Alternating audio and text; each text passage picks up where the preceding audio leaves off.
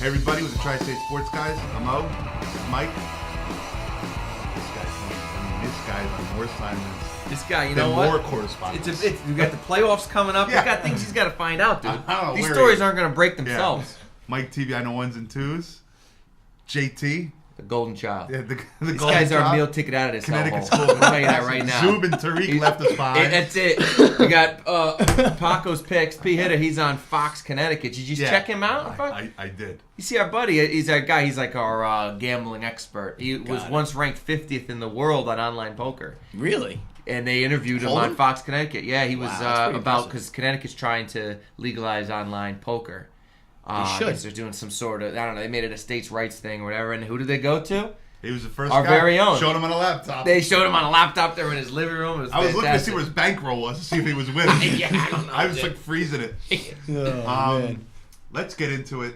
The Jets. Yeah. Now, here's something, I thought about this on the way here that I had talked about, and I mentioned it in passing as a conspiracy theorist months ago. And I remember asking you about it. I remember when Kotchery left to go to the Steelers, and I said to you, it's weird to me that he left to go and take the same role. And I said, do you think it has anything to do with maybe he just didn't like the clubhouse? And I honestly just posed it. I remember, and I was because like, no no way. Because I'm always looking for the negative. And when you said no way, I was like, you know what, you're probably right. But now, hearing freaking who is Greg McElroy, crazy. by the way? Greg McElroy is probably the future of the New York I Jets. know who he is, but I'm saying, I guess National champion. he went to Alabama. Guy won He one game knows- in his career since he was in the 8th That's grade. my point. It's like he gets what it takes to win. So the fact that he's saying things, LT saying things, now you have to believe there probably was something to that. Look, I mean, Especially being that he was a wide receiver. you could debate on what LT has brought to the team in the last couple of years, but you got to respect what he's had to say. I mean, he came right out. That's awesome. Yes, but didn't it bother you? And I'm sure. Oh, wait, shockingly, you found something wrong about what LT said. Go ahead. No. Did you wonder why he hadn't said something, or did you think to yourself, had he brought it up before? Like, I actually wondered, why did he wait this long? Or maybe he was doing it behind closed doors all the time. Yeah, I don't know. I'm assuming the kind of guy. You know what I'm saying? I think he probably was saying some things behind closed doors, And it didn't work. And so it just at this point, at the end of the That's season, he fair. probably figures he took his last I was snap. glad. I as a Jet. loved what he said. I thought everything he said was great. I thought the stuff that Greg McElroy said today in an interview down in Alabama. If anybody didn't hear it, I mean, just to paraphrase, and basically he said he's never been around a group of guys, and there were several guys. That's selfish. That's selfish. And that me first, and that they were not about winning. There was a lot of guys that just cared about their own stats. No, what I'm wondering is, who are the guys that are caring about their own stats? Because nobody had any good stats. Who are those guys? Well, clearly Holmes. Who are the guys? He had 51 catches. That's what he cared about. I don't know who else, because Plaxico to me seemed like he was it, very. but who else could it be? It can't be. You think it's Dustin Keller? Could it be Sean Green? It could be Sean Green. I don't know. I mean, you're right. He probably could be Sean Green. I clearly don't think it's LT. Could it be someone on the defensive side of the ball? I was going to say on the defensive side, I could totally see But who? Cromartie. But here's my thing about. I wonder if it's Revis. When I say defense, I think to myself, well, like Revis, what can he be mad at? It's not like the coach's fault that he's not getting interceptions. That may be like the other team. He may be frustrated. But I can see, and I love Revis, and you never want to just put words into somebody's mouth or actions into somebody's actions, but you could see him at the end of the day not caring that they're winning or Like losing. if they won, but he didn't play that well. Well, I think the like other. when he beat the Bills. I think the opposite. I think it's like the Giants lost. I could see him not really caring that much because he was the star of that game. Do you know what I'm saying? Yeah, he kept them in it know for what a you're You saying. certain can period kind of of see time. that. I mean, I don't know. I'm just. You could make that argument. I could definitely see it, but I think that's less of a distraction than an offensive guy. Because at the end of the day, Revis is just playing defense. He does his own thing anyway. It is really an individual. Here's my thing, though. We talk about leaders on this team. We talk on this show a lot. We talk about Derek Jeter being a leader. No doubt. And we both said that if he was hitting 220, he'd all of a sudden be not a leader anymore. Yeah. It has to do with the leaders, just by default, just human nature, are the people that perform the best. So he has to be a leader. Do you know what I'm saying? Jason Varitek wasn't a leader in that clubhouse when he was hitting 210 playing once a week. Do you know what I'm saying? Yeah. And for the Red Sox, so by default, Darrell Revis has to be above and beyond about But it. you would agree Holmes would be no matter what, Holmes would be a bigger distraction. 100%. Because of just the offensive nature of the game. 100%. But Revis, to me, is the face of that team. So you do think Revis? I don't know. I don't know if it is. I'm not saying, but we were talking about people it could possibly be. I mean, who? I could wonder it- whether he just said that because he didn't want to single somebody out. that was what I was thinking. Now, I heard it on Michael Kay on the way home, and Michael Kay was saying he's thinking they're going to cut him for saying Cut these who? things. McElroy for saying these things. Now, that would be I mean, to me, you look at the Jets and they're all about you would saying what's on lose. you would lose so much credibility because the one thing that Rex Besides Ryan actually being preaches is, honest. I'm not the guy, I'm not a kind of coach who's going to put words into my player's Yeah. mouth. You know what I mean? You're going to let him do, But when you think about it, and you saw the Cotchery thing, and in the way Derek Mason left, he didn't want to speak out. You wonder if it was going on all year, and 100% it was going on all year. So, what is your take on this season in terms of Rex Ryan and this press conference that he gave, which was full of a bunch of cliches about there just won't be any cap. That doesn't do anything. Who cares about that? Now I'll be more. He still stood behind Schottenheimer, which I'm sure was his posturing. I think that I think, to be honest with you, you have to say that because I mean, there's still that hope that he's going to get a head coaching job, Schottenheimer, and it's not that crazy because. So you don't want to screw him, you're saying? Right, it'd be better for the Jets if he goes out and does that than fire so him. they don't have to eat his contract. They don't have to eat his contract, exactly. It's way better for them. So you don't want to sit there and throw him under the bus. That's just the smart company line. As far as Rex Ryan, I mean, the people that have all of a sudden taken a 180 and are now saying he's not a good coach, the fact that an 8-8 season for the Jets, a team that is not, we both said they're not that talented of a team. The only reason there was expectations is because of the expectations that Rex Ryan put there. So you could say all that. I've been a Jets fan my whole life. I've never had 2 seasons like this, and I never remember an 8-8 season being this disappointing. And it was only disappointing because of the expectations that we had because of what they've done the last 2 years under Rex Ryan. So I'm not willing to say. I mean, look, he did not have a good year coaching. He is one of the reasons. He is one of many reasons. So what needs to change in your mind?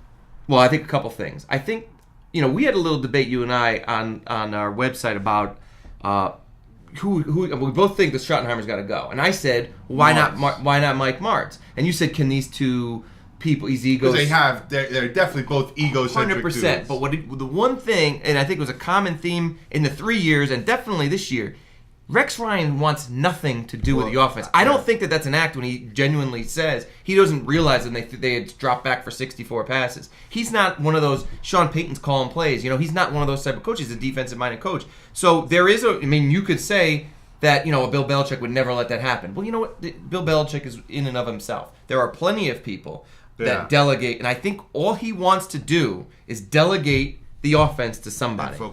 And focus on defense. You did that to him, and Mike Martz could take that and run with it, and then you'd get to see, is Mark Sanchez a bust or is he not a bust? But I don't know that, given Mike Martz's history in terms of, and this is what I wrote back to you, I didn't disagree with you about the attitudes because they would be separate, but I don't know that this team is built for the type of team that he wants. He wants a running back who does everything, and Jets don't have that guy. I thought about that when you said that, and I think it just happened to be that when he coached, he had Marshall Faulk and he had Matt Forte. I mean, I think...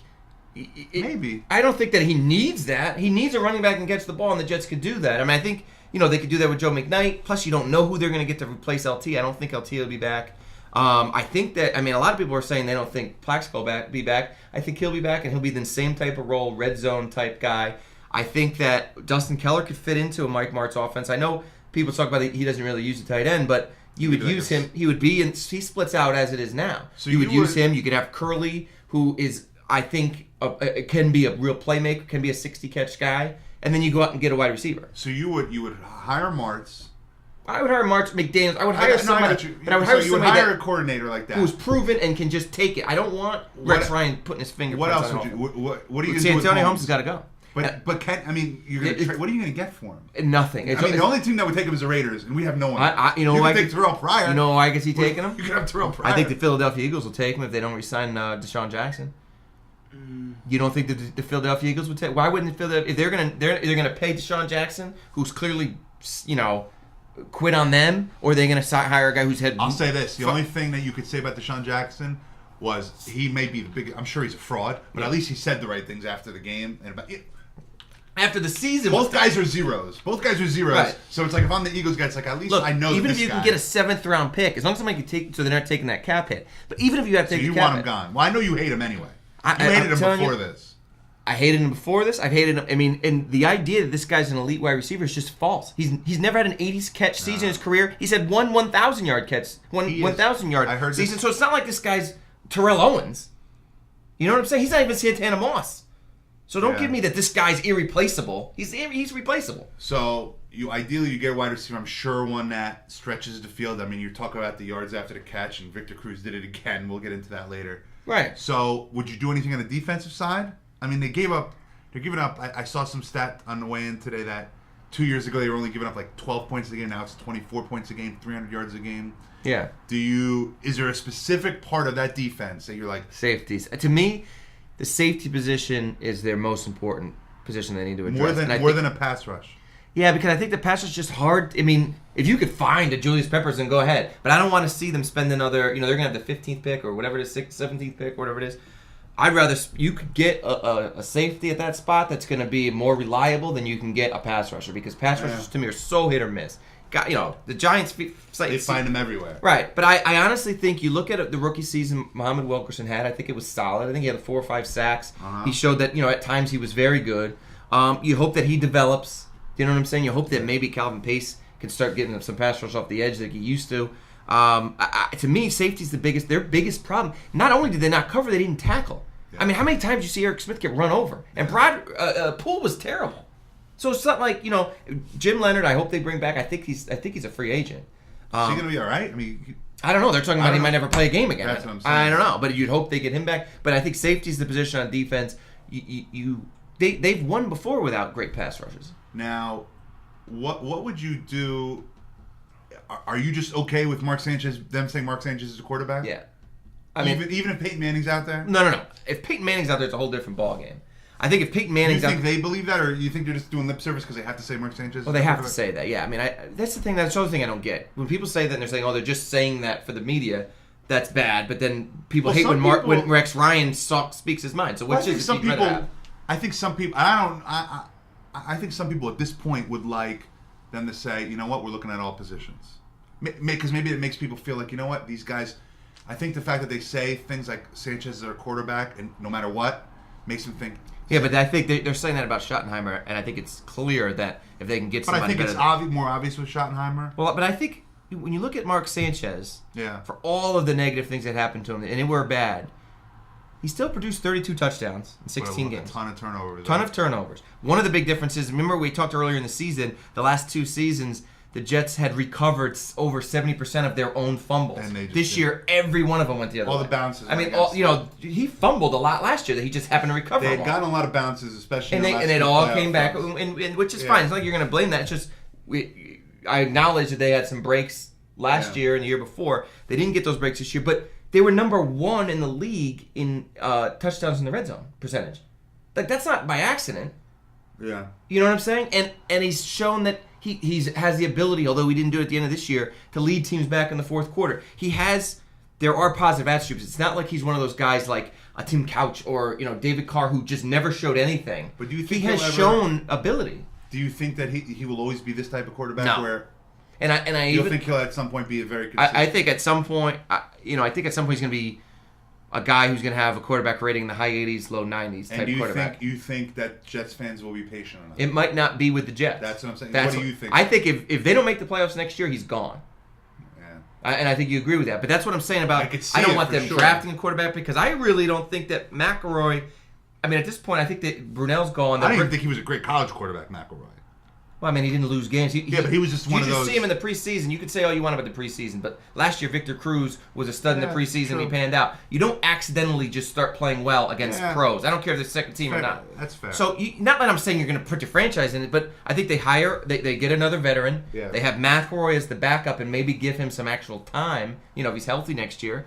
And then you see where you go from there. But you got to give him another year. But it's got to be under an offensive coordinator, because I think he just needs a clean slate. I think the best thing to happen to the Jets, and I was worried about this last week, I told you, was that they didn't make the playoffs. Because I think if they would have snuck in, it would have been the same. It would have been another reason. They couldn't have gotten rid of Shoddy. It would have been another reason to just believe in everything they're doing. You're right. And all of this stuff that was happening under the surface, it would have never bubbled up. All of this stuff with Santonio Holmes. Exactly. It would have never come up. Exactly. Well, when we come back... We'll do some more football. We have to. We'll be back with a Tri-State Sports, guys. You're wearing a soccer shirt. Yeah, I like it.